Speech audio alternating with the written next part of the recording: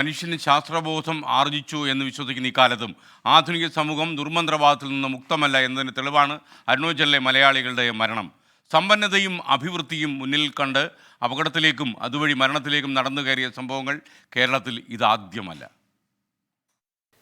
ഇലന്തൂരിലെ നരബലി കരുനാഗപ്പള്ളിയിൽ അന്ധവിശ്വാസത്തിന്റെ പേരിൽ യുവതിക്ക് ഭർത്താവും ബന്ധുക്കളും ഭക്ഷണം നൽകാതെ കൊലപ്പെടുത്തിയ സംഭവം 2018 ഒരു കുടുംബത്തിലെ 4 പേരെ കൊലപ്പെടുത്തി കുഴിച്ചിട്ടതും കേരളത്തെ ഞെട്ടിച്ച അന്ധവിശ്വാസ കൊലകളായിരുന്നു.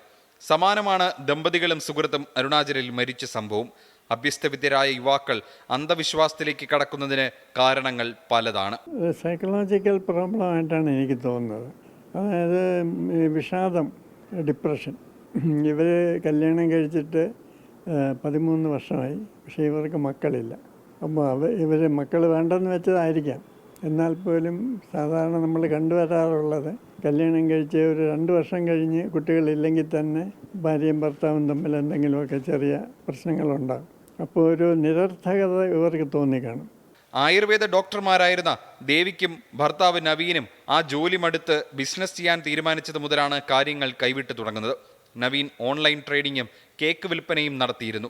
ദേവിക്ക് സ്കൂളിൽ ജോലി കൂടി നഷ്ടമായതോടെ നവീൻ്റെ ആശയങ്ങളിലേക്ക് തിരിഞ്ഞുവെന്നാണ് സൂചന. ഇവർ തൊഴിൽപരമായിട്ട് ഇവർ രണ്ടുപേരും പരാജയമാണ്. ഈ ഭാര്യയും ആയുർവേദ ഡോക്ടറാണെങ്കിലും പ്രാക്ടീസ് ചെയ്യുന്നില്ല, ഇപ്പോൾ വെറുതെ ഇരിക്കുകയാണ്. അപ്പോൾ ഇതെല്ലാം കൊണ്ടാണ് അവർ ഒരു സൂയിസൈഡിലേക്ക് പോയത്.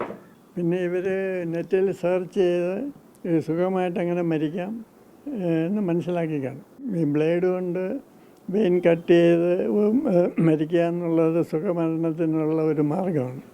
വലിയ വേദനയോ സ്ട്രഗിളോ ഒന്നും കൂടാതെ രക്തം പോയി അങ്ങ് മരിക്കുക. അതിവർ നെറ്റ് വഴി കണ്ടുപിടിച്ച മാർഗമായിരിക്കും. പിന്നെ മറ്റേ പെണ്ണിനെ കൂടെ ഇവർ കൊണ്ടുപോകാൻ കാരണം ആ പെണ്ണിന് എന്തോ പ്രശ്നം ഉണ്ടായിരിക്കാം. അന്ധവിശ്വാസങ്ങളും അനാചാരങ്ങളും തടയാൻ കരട് ബില്ലും പോലീസ് ശുപാർശകളും പലതുണ്ടെങ്കിലും മാറി മാറി വന്ന സർക്കാരുകൾ നിയമം നടപ്പിലാക്കാൻ ഒരു താല്പര്യവും എടുത്തില്ല. ഓരോ അനാചാരം അരങ്ങേറുമ്പോഴും നടുക്കവും പ്രസ്താവനയും മാത്രം. സാങ്കേതിക വിദ്യയുടെ കാലത്ത് വിചിത്ര വഴി തേടാൻ ആളുകൾക്ക് പല മാർഗങ്ങളുമുള്ളപ്പോൾ നിയമത്തിനൊപ്പം ബോധവൽക്കരണം കൂടി ശക്തിയാർജിച്ചാലേ ഫലമുണ്ടാകൂ.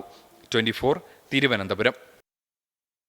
ലോകത്തെവിടെയായാലും ഏത് സമയത്തും 24 വാർത്തകളും ഓഗ്മെന്റഡ് റിയാലിറ്റി പാക്കേജുകളും എക്സ്പ്ലെയിനറുകളും വിശദമായി കാണാൻ ഞങ്ങളുടെ യൂട്യൂബ് ചാനൽ നിങ്ങൾക്ക് സബ്സ്ക്രൈബ് ചെയ്യാം.